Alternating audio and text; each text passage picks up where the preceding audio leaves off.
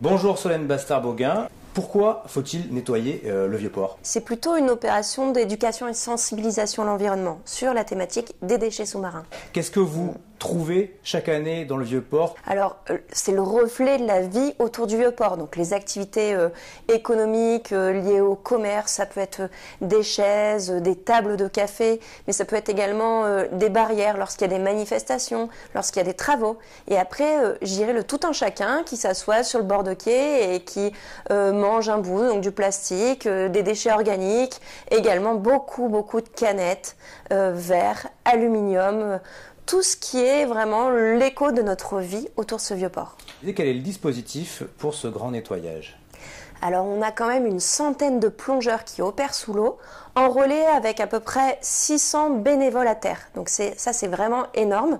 Pour faire ça, il faut avoir une organisation qui est assez rigoureuse parce que c'est des conditions hostiles, vraiment en plongée dans le Vieux-Port.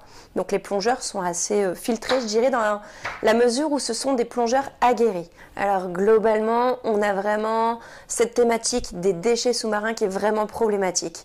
On retrouve toute notre activité à terre, on la retrouve sous l'eau. Et ça, donc évidemment, dans des endroits qui sont des collecteurs au droit même de nos activités telles que les ports, mais aussi les littoraux, mais également au large. Donc attention, la mer n'est pas un tapis sous lequel on planque nos déchets.